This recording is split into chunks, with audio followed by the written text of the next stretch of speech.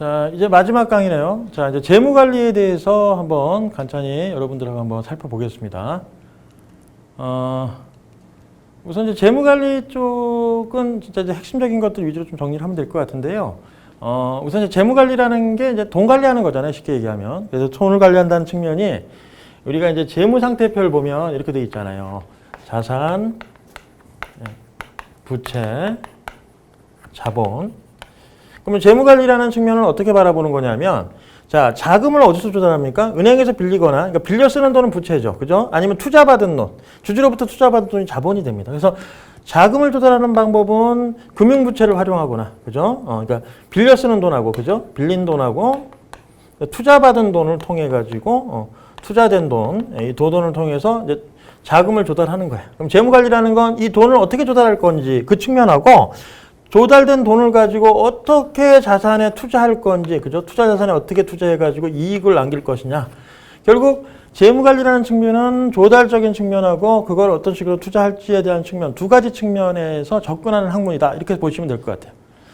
단, 재무관리는 단순히 이익의 증가를 목표로 하진 않습니다. 재무관리는 이 이익의 관점보다는 기업의 가치를 증가시키는 측면에서 이 자금 관리가 이루어진다고 보시면 돼요. 그러면 선생님 왜 이익의 관점이 아니죠? 왜냐하면 이익의 관점은 회계적 이익이라는 건 회계 평가 방법에 따라 조금 전에 우리 재고자산에 대한 평가 방법만 달라도 매출원가든지 재고자산이 달라졌잖아요. 그죠? 자산이라든지 비용이 달라져 버리면 이익이 달라질 수 있기 때문에 이익자 조작이 가능하단 말이죠. 그러니까 회계적 이익 가지고는 이 재무관리라는 측면에서 봤을 때는 적합한 어떤 평가 방법이 아니야. 관리 방법이 아니야. 그러니까 어떻게 기업의 자산 자체의 가치를 증가시키고 그 가치 평가를 위해서는 미래 시점의 가치를 현재 시점으로 환산하는 현재 가치 할인이라든지 현재 가치 평가라든가 아니면 미래에 발생할 투자 자산에 대한 위험률까지도 고려해서 기업의 가치를 평가하는 게 합리적이기 때문에 이제 그런 식으로 평가해서 재무관리를 하는 거죠. 자, 그리고 조금 전에 얘기했지만 자, 재무관리를 구성하는 건 투자적인 요소, 투자의 결정과 그다음에 자금 조달이라는 요소를 두 가지를 고려하는 측면이 있다라는 거. 자, 이렇게 생각하시면 되고요. 자, 그다음에 재무관리에서의 이익의 관점이 여기 나왔지만 기업의 이익을 극대화시키는 게 있는 게 아니라 이 이익이라는 목표는 다음과 같은 문제점이 있다 그랬죠. 이익이라는 개념이 되게 모호해요. 왜냐하면 회계 처리 방식에 따라서 이익이 달라질 수 있기 때문에 그런 것도 있고요. 그다음에 화폐의 시간 가치를 무시하고 있기 때문에 시간의 흐름에 따른 이익의 가치 평가가 적절하지 않을 수가 있다는 얘기지. 그죠? 화폐 가치에 대한 정확한 측정이 불가능하니까 시간 가치를 따져줘야 되는데 안 따진다는 얘기죠. 그리고 미래의 위험을 고려하지 않고 있다는 이런 거. 왜냐면 불확실성이 있거든. 미래 투자에 대한 자산에서 발생할 수 있는 위험률. 그러니까 이런 것까지 고려해서 판단을 해야 되는데 그렇지 않다는 게 한계라는 거예요. 그래서 재무관리에서는 저렇게 이익의 관점이 아닌 기업 가치 극대화나 아니면 주주 관점에서 바라보는 자기 자본에 대한 가치를 극대화시키는 관점에서 어떤 기업 가치를 평가한다. 재무관리를 한다라고 보시면 되겠습니다.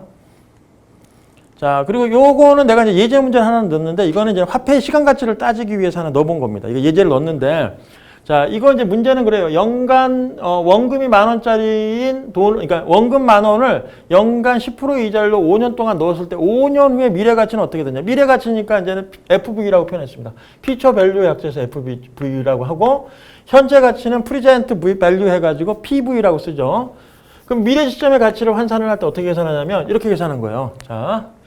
지금 X1년 초에 10,000원을 은행에 적금을 넣으면 5년 동안 이자가 쌓일 거예요. 2001년 말, 2002년 말, 2003년 말, 더 그려야겠네. 2004년 말, 그리고 2005년 말까지 이렇게 가겠죠. 그죠? 그래서 5년 동안 돈이 쌓일 텐데, 자, 10% 이자를 준다 그랬으니까 1년이 지난 시점에는 원금 10,000원에 얼마의 이자가 붙습니까? 거기에 10,000원에 대한 10% 이자가 붙잖아요. 요게 이제 1년 후에 통장 잔고에 있는 금액이 되겠죠. 자, 요걸 인수분해하면 어떻게 돼요? 자, 10,000원을 밖으로 빼내면 1 플러스 10%가 나옵니다. 1 플러스 10%. 그죠? 자, 근데 은행에서 이자 주는 방식은 복리 이자 주는 형태이기 때문에 원금에다가만 이자를 주는 게 아니라 그 다음 연도에는 이자가 붙었잖아요. 요거 지금 10,000원에 10%면 1,000원이 붙으니까 11,000원인데 그걸 식으로 분리해냈을 때는 10,000원에 1 플러스 10% 이렇게 표현되잖아요. 근데 이 11,000원에 또 이자를 붙이는 방식이거든. 그러니까 1년 후에 또 2001년에서 2002년 말이 되면 얼마의 이자가 붙냐면 10,000원에 1 플러스 10%에 또 1 플러스 10%가 붙는 겁니다. 이거 간단히 표현하면 어떻게 돼? 10,000원에 1 플러스 10%의 2승이 되는 거죠. 그죠? 자, 이런 식으로 표현이 된다는 얘기예요. 그렇다면 3년이 되는 시점은 어때요? 3년이 되는 시점은 그러면 10,000원에 1 플러스 10%의 3승 이런 식으로 표현되는 거예요. 그러면 따따따 해서 5년째가 될 때는 얼마가 되겠어요? 예, 10,000원에 1 플러스 10%의 5승 그러면 이만큼의 돈이 적립이 되는 거지. 5년 시점에 매년 원금 10,000원에 대해서 10% 이자가 5년간 붙는다고 하면 이렇게 10,000원에 1 플러스 10%의 5승으로 이렇게 적립이 되게 되어 있습니다. 요게 5년 후에 미래 가치가 되는 거예요. 5년 후에. 예, 그래서 FV라고 표현을 한 거죠. 예, 이렇게. 자, 그러면 거꾸로 현재 가치를 계산하려면 어떻게 할까요? 자, 5년 시점에 지금처럼 10,000원에 1 플러스 10%의 5승의 돈이 적립이 된다 그러면 이 가치를 현재 시점의 가치로 환산을 해라 라고 문제를 낼 수도 있겠죠. 문제 내는 사람이. 그죠? 그러면 현재 가치를 평가하는 거예요. 지금은 이 문제는 미래 가치의 평가를 이런 식으로 계산을 했는데 거꾸로 5년 후의 가치가 10,000원에 1 플러스 10승의 5승. 이걸 실제로 계산하면 뭐 만 얼마가 나오겠죠. 근데 이제 여러분들을 이해 돕기 위해서 그냥 이런 식으로 돼 있다고 하면 이 돈을 지금 시점의 가치로 다시 2001년 그죠? 초의 가치, 5년 전의 시점의 가치, 지금 시점의 가치로 환산을 하면 그게 이제 PV가 되겠죠. PV의 값을 계산하라. 그럼 어떻게 하면 돼? 조금 전에 계산한 방식을 역산을 하면 여기 돈이 나옵니다. 그럼 역산할 때는 어떻게 해야 돼?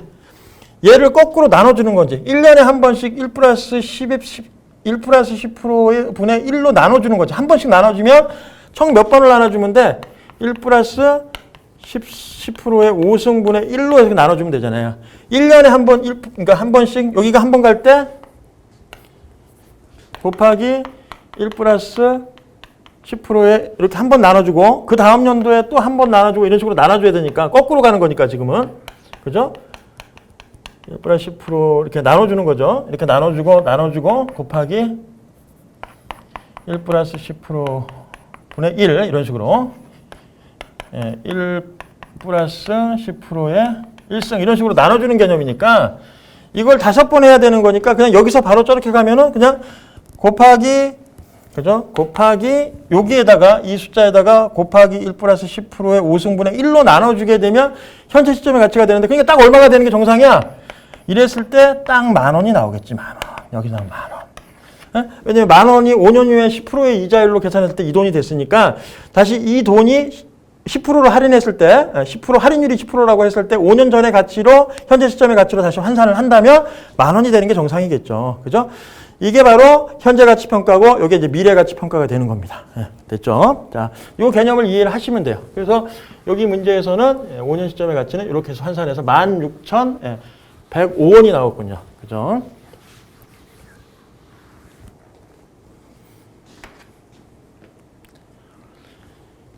자, 그래서 이게 이제 현재 가치 평가를 한 문제입니다. 요거는 여러분들이 한번 예제를 해보시면 되지. 그죠?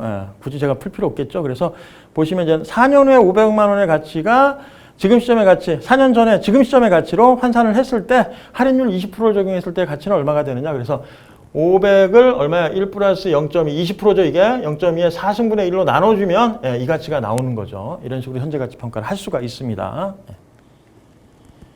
자, 이제 투자안에 대한 경제성 평가. 그럼 투자안에 대한 경제성 평가 방법은 자, 어떤 투자안을 평가할 때 평가할 수 있는 방법이 여러 가지가 있어요. 그래서 그중에 이제 회수기간법이라는 게 있고 회계적 이익률법, 그다음에 순현재 가치법, 그걸 NPV법이라고 합니다.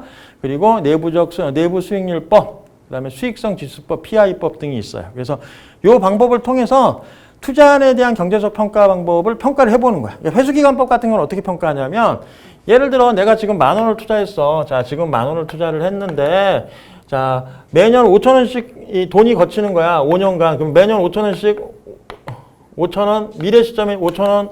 그렇게 해서 5년 동안 돈이 5,000원씩 들어온다고 합시다.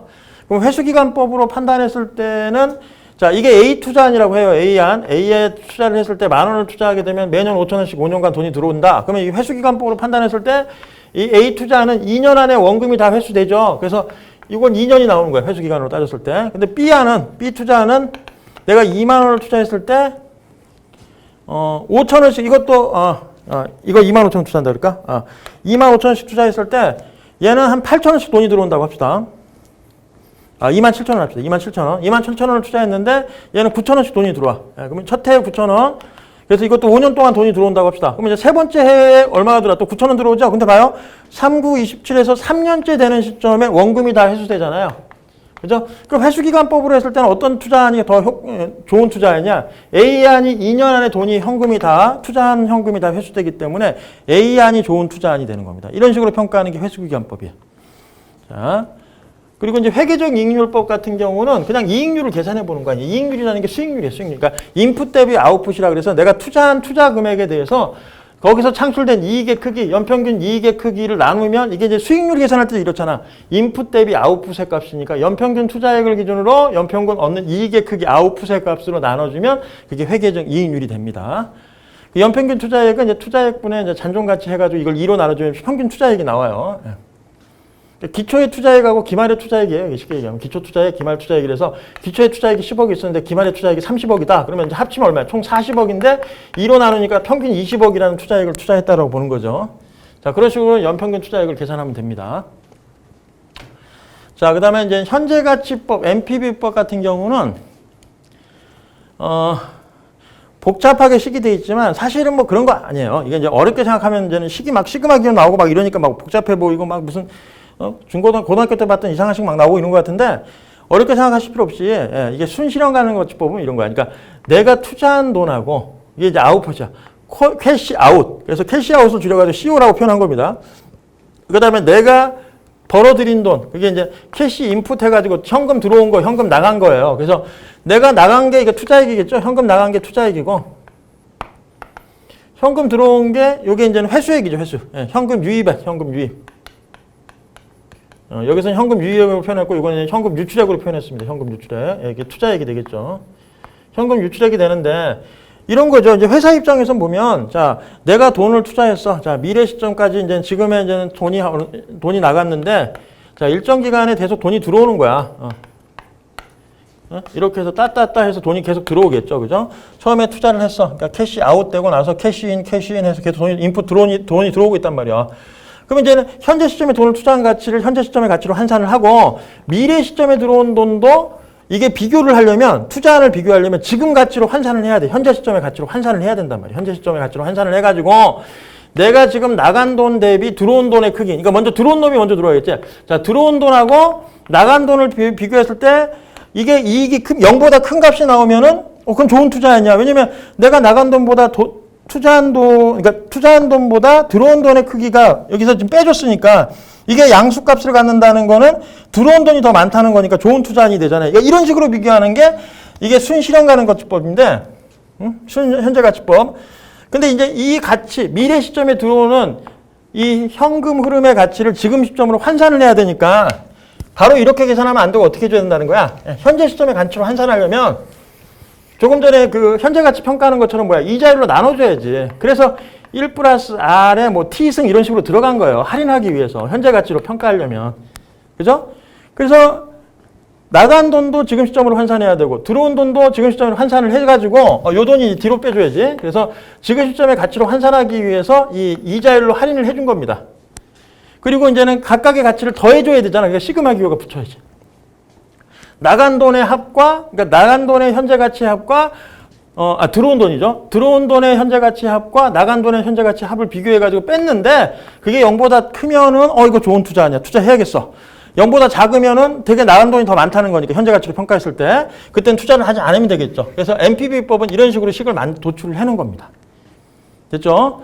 이게 투자안에 대한 평가 방법 중에 가장 이상적인 좋은 방법이야. 이게 단점이 제일 없어요. 여러 가지 투자 방법 중에 평가 방법 중에는 이 순현재 가치법으로 평가하는 게 가장 이상적인 어떤 평가가 가능한 그런 방법이라고 보시면 될 것 같고, 그 다음에 내부 수익률은 뭘 구하는 거냐면 내부 수익률법은 이 NPV 값이 0이라고 생각을 하고 계산을 하는 거예요. 이게 뭐냐면 내부 수익률법은 요 R을 계산하는 거야. R. 요걸 R을 IRR이라고 뒀고 요거를 계산하라고 문제를 이제는 요거를 푸는 거야. 요거. 그러니까 내부 수익률법은 나간 지금 미래 시점에 들어온 현금 흐름과 현재 가치와 미래 시점에 나간 돈의 현재 가치로 이게 환산을 해서 합산을 한 다음에 그 가치의 합이 같아지도록 하는 할인율이 있을 거 아니야. 그 할인율.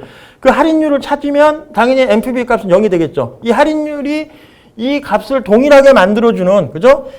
들어온 돈과 나간 돈을 동일하게 만들어주는 할인율이 있을 거 아니야. 그 할인율을 찾는 게 내부 수익률법이에요. 계산이 되게 복잡해. 이건 계산도 되게 복잡하고 난해.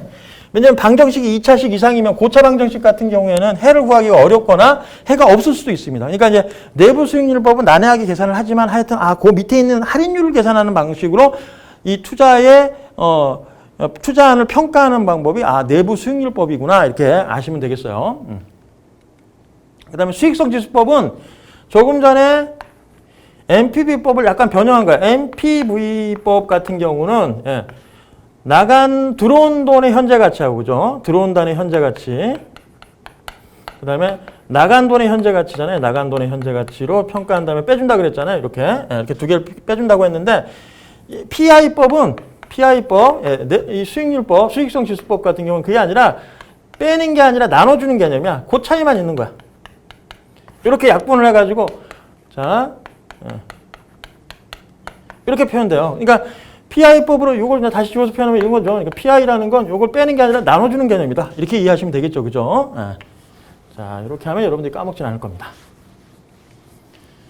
자, 그리고 포트폴리오 이론 얘기가 나오는데, 포트폴리오는 이런 거야. 우리가 보통 주식 투자할 때 포트폴리오에 대한 얘기가 많이 나오는데, 자, 기업 입장에서는 투자를 할 때 최소한 말아먹진 않아야 될 거 아닙니까? 우리가 보통 어렸을 때 여러분들 그런 해봤어요? 그 홀짝 같은 거, 짤짤이 같은 거 해본 적 있는지 모르겠는데, 자, 이런 것들 한번 잘못 투자하면 어떻게 돼?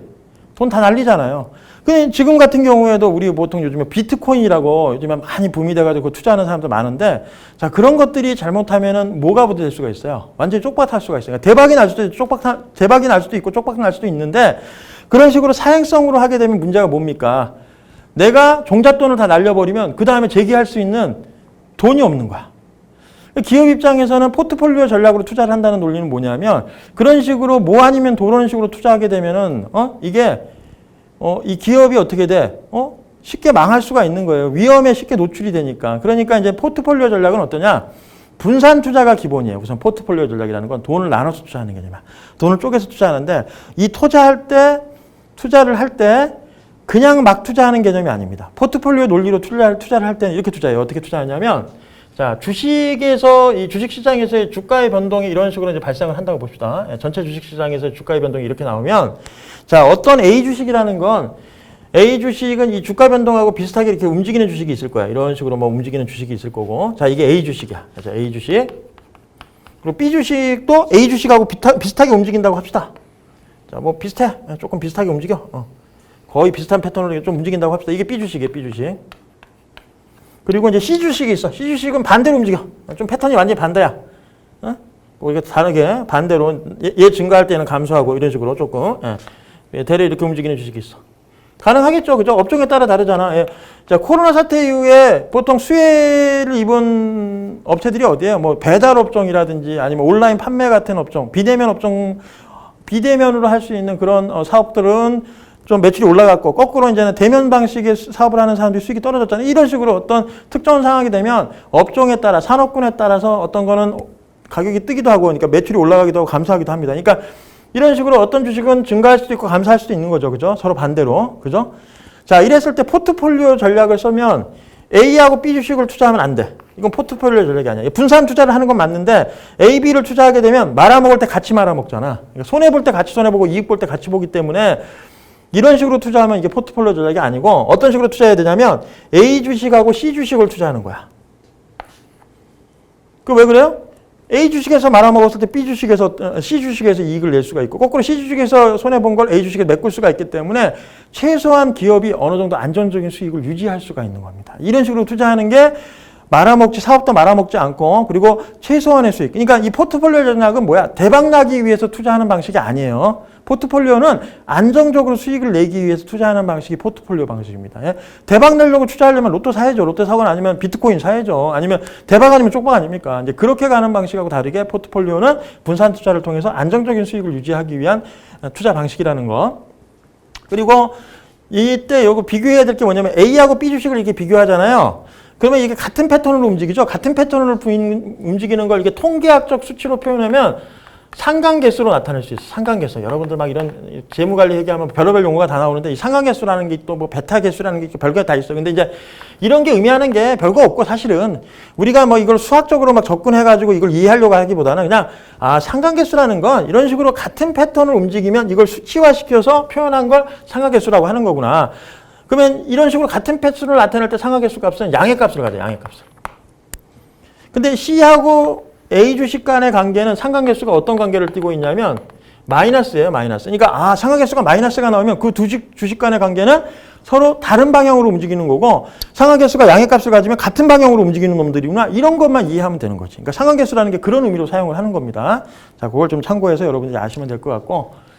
자, 그 다음에 그래서 포트폴리오에 대한 내용들이 이제 그런 내용들에 대해서 쭉 기술을 해놨어요. 그래서 그걸 이제 제가 얘기 드린 걸 참고를 해서 여기 나오죠. 이제 상하계수가 1인 경우, 뭐 마이너스인 경우, 뭐 이렇게 나오죠. 마이너스 1일 경우. 그래서 마이너스 1일 때가 위험 감소 효과가 가장 크죠. 예, 그죠? 근데 플러스 1일 경우에는 위험 감소 효과가 없어요. 왜냐면 둘 다 똑같은 패턴으로 이게 상하계수가 1일 때는 완전히 똑같은 거야. 완전히 일치하는 거야. 두 주식에 움직이는 패턴이 완전히 일치하기 때문에 상관계수가 1이거든요. 이러면은 둘 다 쪽박 아니면 대박이니까 위험 줄이는 효과가 전혀 없죠. 포트폴리오를 할 이유가 없는 거죠. 자, 그런 차이가 있는 겁니다. 자, 그리고 자, 체계적 위험하고 비체계적 위험이라는 얘기가 나오는데 이 포트폴리오 전략을 쓰게 되면 줄일 수 있는 위험은 뭐냐면 비체계적 위험을 줄일 수가 있어. 비체계적 위험. 이 위험이 감소한 만큼 이 줄어들잖아. 근데 아무리 감소해도 줄일 수 없는 위험이 뭐야? 체계적 위험이야. 체계적 위험은 줄일 수 없죠. 이 비체계적 위험은 그 기업 특유의 위험이라 그래가지고 그 기업만이 갖고 있는 위험이야. 그러니까 비체계적 위험을 왜 줄일 수가 있냐면 만약에 A 주식에 있는 이쪽 회사 CEO가 이번에 구속이 됐어. 구속이 됐다 그러면 어떻게? 이 A 주식 투자 안 하면 되잖아요. 회피할 수가 있잖아요. 그러니까 위험을 줄일 수가 있어. 그러니까 그 기업에서만 발생할 수 있는 특별한 위험, 그 기업한테만 발생할 수 있는 특별한 위험을 비체계적 위험이라고 하는 거고요.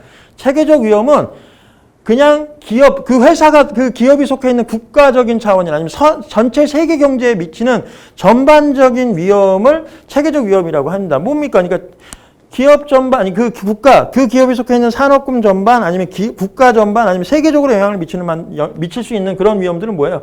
전쟁이나 인플레이션, 이자율 변동 같은 거, 경기 변동 같은 경우는 이 전쟁이 났다 그래가지고 내가 주식 투자를 다른 걸 한다 그래서 위험을 줄일 수 있나요? 만약에 전쟁이 나버리면 모든 주식 가격이 다 폭락해버려. 그러니까 줄일 수가 없지. 분산 투자를 한다고 위험을 줄일 수 없는 거고 체계적, 비체계적 위험에 해당하는 그 기업에 국한된 위험들 뭐 경영성과라든지 아니면 그 기업한테만 발생할 수 있는 소송 문제 같은 거 아니면 임직원이 구속되는 법률적인 문제 같은 거 발생하면 그거는 그 주식을 안 사면 되는 거니까 그런 식으로 어떤 특별하게 그 기업한테만 발생할 수 있는 위험인 비체계적 위험은 회피를 할 수가 있는 겁니다. 예, 포트폴리오 전략으로. 이것도 좀 같이 알아두십시오. 자, 이제 마지막으로 재무관리의 특수주제에 대해서 좀 얘기를 할게요.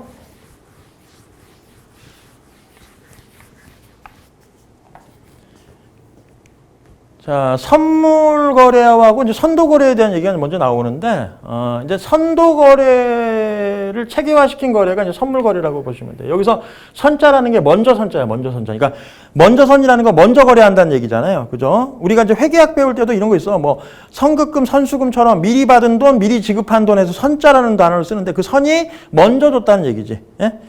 뭐 조금 전에 우리가 그 현금 자산 할 때도 그게 있었어요.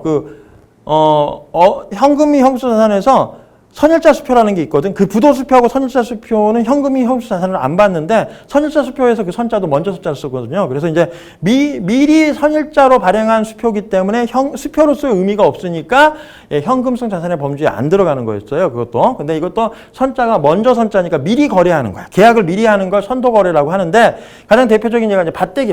이제 배추 농사 짓는 사람이 농민들이 이제 농사 지으면서 배추를 이제는 4월 달에 이제 경작을 시작해서 10월 달에 이제 출하를 하는데 농민들은 배추값이 떨어질까 걱정하는 거고 그다음에 거꾸로 도매상들은 배추값이 너무 폭등해서 손해를 볼 걱정하잖아요. 그러니까 서로 간의 이해관계가 맞아서 4월 달에 미리 서로 계약을 해. 왜냐면 배추값이 떨어지는 걸 생각해서 농민들은 폭락하는 걸 대비해서 어느 정도 적정 이상의 가격을 받으면 그냥 그 가격으로 팔겠다라고 계약을 맺는 거고 거꾸로 이제 도매상들은 거꾸로 너무 폭등하는 걸 대비해서 적정 이상의 적정한 가격으로만 판다고 하면 그 가격으로 사겠다라고 계약을 서로 맺는 거죠. 근데 밭대기 거래, 이 선도 거래는 문제점이 뭐냐? 나중에 실제로 폭등하거나 폭락하면 연락이 안 돼. 둘 중에 한 사람은 연락이 안 돼. 예? 그러니까 이제 누군가 하나 손해보는 사람은 연락을 안 해버리는 거죠. 그죠? 예, 그런 상황이 생겨서 계약 이행이 잘 안 이루어진단 말이죠. 그래서 일반적인 거래소를 통해서 공식적인 절차에 따라서 거래가 이루어지도록 하기 위해서 선물거래라는 게 만들어진 겁니다. 그래서 이것도 선도거래를 좀 업그레이드한 개념으로, 예, 그래서 증권거래소처럼 어떤 거래소를 통해서 거래를 하도록 하자. 예, 이런 선도거래를 공식적인 어떤 거래 절차를 통해서 거래가 이루어지도록 하자라는 측면에서 이제 선물거래가 나온 거야. 그래서 거래의 위험성도 줄여주는 거지. 지금 같은 경우에 선도거래는 거래 안 하고 도망가는 경우가 있는데 선물거래는 그런 위험성도 제거하기 위해서 미리 증거금 같은 것도 다 받아놔요. 돈을. 도망가는 걸 대비하기 위해서 그런 거지. 그래서 이제 선물거래는 이제 그런 특징적인 게 있다는 걸 서로 비교해서 좀 알아두십시오. 여기 나오잖아요. 다. 그죠? 그래서 이제 선물거래는 거래소가 있고 선도거래는 특정 장소가 있을 필요가 없다는 거. 그리고 증거금이라는 게 있어. 선물거래는. 왜냐면 도망가는 거 대비해가지고 미리 돈을 다 받아놓는 거야. 그래서 그걸 통해서 나중에 계약을 이행 안 하고 도망가면 그 돈으로 메꾸는 거죠. 그래서 증거금 제도가 있다는 것도 좀 알아주십시오. 자, 그래서 이제 그런 것들은 이제 메커니즘을 이렇게 표현을 해놨어요, 제가. 그다음에 옵션이라는 거 여러분 좀 아셔야 돼요. 옵션. 자, 옵션이라는 건 선택권이에요, 선택권. 권리예요, 권리. 이 권리도 사고 팔 수 있거든요. 그래서 옵션에는 또 두 가지가 있어. 콜옵션하고 풋옵션이라는 게 있어. 이건 살 수 있는 권리고 풋옵션은 팔 수 있는 권리예요. 콜옵션하고 풋옵션은 두 가지가 있는데 이 옵션은 살 수 있는 권리야, 팔 수 있는 권리를 심어놓은 선택권이에요, 선택권. 이 선택권을 돈 주고 살 수가 있는 거예요. 권리를 사고 판다는 게 여러분들 익숙하지 않으니까 그런데 실제로 이런 권리를 사고 파는 게 있어요. 그러니까 회계에서는 영업권 같은 게 이런 권리를 사고 파는 개념이거든요. 그래서 옵션을 살 때 살 수 있는 권리를 사는 거를 콜옵션이라고 하고 팔 수 있는 권리를 사는 걸 풋옵션이라고 합니다.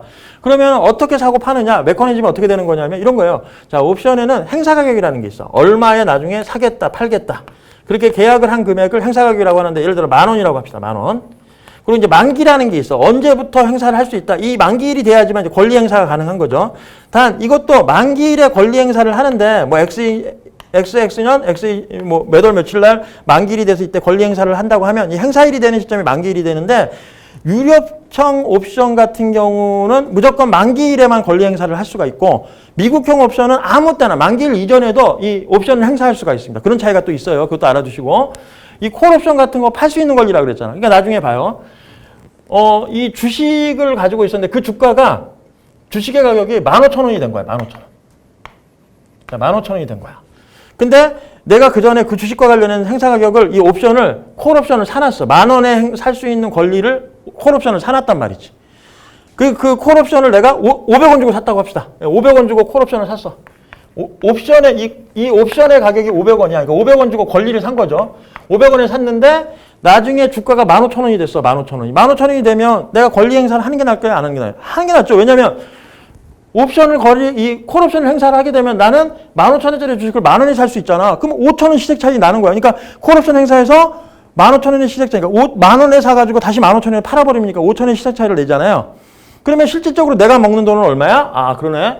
행사 가격 10,000원하고 나중에 실제 현재 형성되어 있는 주가의 차이 5,000원에서 내가 옵션을 얼마 주고 샀어? 500원 주고 샀잖아. 그러니까 500원 빼줘야지. 그러니까 4,500원이 남는 거죠. 그죠? 자, 이런 식으로. 아니면은 거꾸로 나중에 행사하려고 봤더니 주가가 10,000원이 아니라 5,000원이 돼 있는 거야, 5,000원. 그러면 이게 권리 행사 합니까? 안 합니까? 안 하지. 왜냐면 5,000원짜리라면 내가 지금 행사 가격 10,000원에 사가지고 5,000원에 되팔아야 돼. 손해인데 누가 해? 그러면 그럴 때는 콜옵션을 포기하면 돼, 포기. 그때 내가 손해보는 금액은 얼마야? 내가 옵션 살 때 들어갔던 500원 있잖아, 500원. 500원만큼만 손해보면 돼요, 마이너스 500원. 여기서는 플러스 4,500원 이익 보고, 이건 마이너스 500원이지. 이런 식으로 콜옵션을 행사할 수 있는 가격의 형성이 돼 있으면 이게 이제 내가격 상태에 있다고 합니다. 내가격 상태. 내가격 상태. 그러니까 옵션을 행사했을 때 나한테 유리한 상태가 되면 내가격 상태고 지금처럼 옵션을 행사할 필요가 없는 상태가 외가격 상태라고 해요. 외가격 상태. 자, 이런 식으로 이제 구분을 하는 거죠. 그래서 콜옵션은 살 때의 권리고 풋옵션은 팔 때의 권리를 이제 담아놓은 거예요. 그러니까 반대로 생각하면 돼. 풋옵션은. 예, 그런 식으로 생각을 하시면 됩니다. 그래서 콜옵션과 풋옵션에 대한 얘기, 유럽형, 미국형 옵션의 차이점. 그래서 만기 이전이라도 권리 행사가 가능하면 미국형이고 만기일에만 권리 행사가 가능하다면 유럽형 옵션이 된다는 거. 자, 그리고 내가격 상태하고 외가격 상태도 제가 얘기 드렸죠, 지금. 예, 그것도 같이 말씀드렸고. 자, 이제 마지막입니다. 이게 이제는 M&A 관련된 내용이에요. M&A. 자, M&A는 여러분들 기본적으로 인수합병을 하는 이유가 있죠. 그러니까 당연히 이제 기업의 이점이 되는 것들이 있기 때문에 이제 M&A를 하는데, 자, M&A를 하면 얻을 수 있는 시너지 효과가 영업 시너지하고 재무 시너지라는 게 있어요. 그래서 영업 시너지는 기업의 규모가 커지니까 영업 채널이나 유통망이 더 넓어질 거 아닙니까? 거기서 얻을 수 있는 이점들이 영업 시너지가 되는 거고, 기업의 덩치가 커졌기 때문에 자금을 융통하는 데 있어서 신용도가 더 올라가. 그래서 거기서 얻을 수 있는 이점. 그래서 이자율도 더 낮아지겠죠. 그죠? 돈 대출도 쉽게 받고. 그런 게 이제 재무 시너지입니다. 이 M&A를 하면서 얻을 수 있는 이점이. 자, 그리고 여러분들이 꼭 알아야 될 게 이 적대적 M&A와 관련된 공격 방법하고 방어 방법은 꼭 아셔야 돼. 요게 나올 가능성이 높죠. 옵션이 나올 가능성이 높지만 요것도 잘 나오니까 옵션하고 요 M&A 관련된 거, 적대적 M&A, 공격 방법, 방어 방법 잘 알아야 되는데, 공격 방법에는 지금 여기 나와 있는 내용들이 있잖아요. 그죠? 요런 걸 좀 참고를 하시고, 어차피 교재에 있는 내용들, 그 다음에 제가 문제풀이 하면서 많이 설명을 했기 때문에 요점 정리할 때는 요런 내용들로 구성됐고, 요게 이제 포인트가 된다는 거만 여러분 짚어주면 한번 읽어보시면 되는 거예요. 그리고 이 방어 방법도 보시면 황금 낙하산 독약 전략, 뭐 억지 전략이라는 것도 황금주도 있죠. 황금주. 그죠? 황금주 전략. 그다음에 뭐 매수 합병 관련해서 또 역공 방법도 있고, 그러니까 팽맹 전략이라서 역매수 전략, 뭐 백기사 전략도 있고, 이런 전략들이 있는데, 이런 것들을 여러분들이 잘 정리를 해 놓으시면 돼요. 그래서 시험 문제에 또 어떻게 나올 수가 있냐면, 다음 중 M&A에 적대적 M&A에 공격 방법에 해당하지 않는 것, 아니면 방어 방법에 해당하지 않는 것, 이렇게 낼 수도 있는 거고, 자, 다음 보기에 해당하는 M&A에 이 공격 방법은 뭐냐? 그럼 1, 2번부터 4번까지 나오잖아요. 그러니까 각 방법이 공격 방법인지 방어 방법인지도 여러분들이 좀 알아두셔야 되고, 그죠? 그리고 공격 방법에 대한 이 세세한 부분도 여러분들이 이해해야 돼. 방어 방법도 똑같고요. 그래서 이 주식 공개 매수 같은 경우는 장외 시장을 통해서 주주들한테 직접적으로 주식을 매입하는 방법이 주식 공개 매수 방법이구나. 이런 개념을 좀 알고 있어야 된다는 얘기지. 장내 시장으로 거래하는 방법도 있어요. 그러니까 이거는 주식 뭐 신문 기사라든지 아니면 언론에 아니면 직접적으로 메일을 보내가지고 그 주주들한테 주식을 사겠다는 공개적인 의사표시를 하는 방식으로 주식을 매입하는 게 주식 공개 매수고 이거 공격 방법이죠. 그리고 시장 매집 같은 경우는 이제 주식시장, 그냥 코스닥이나 코스피 등 아니면 나스닥 같은 주식시장을 통해서 주식을 조금씩 야금야금 사오는 방식으로 공격하는 방법이 이게 시장 매집입니다. 이건 이제 장외 시장이고 이건 장내 시장이죠. 장내 시장. 주식시장을 통해서 사는 거니까. 그러니까 이런 공격 방법에 대한 개념들을 여기 있는 내용 등을 통해서 정리하시면 되는 거예요. 그죠? 그래서 다 이렇게 알고 넘어가셔야 됩니다. 그래서 이 방어 방법도 똑같아요. 그래서 그 내용까지도 다 정리하시고 특히 공격 방법, 방어 방법은 구별할 줄 아셔야 되겠죠. 그게 제일 잘 나오는 유형이니까. 그래서 여기까지 설명을 드리고 오늘 이제 마무리를 할게요. 여러분들 고생하셨고요. 자, 요거까지 마무리 잘 하셔서 이제는 꼭 좋은 결과가 있기를 진심으로 바라겠습니다. 수고하셨습니다.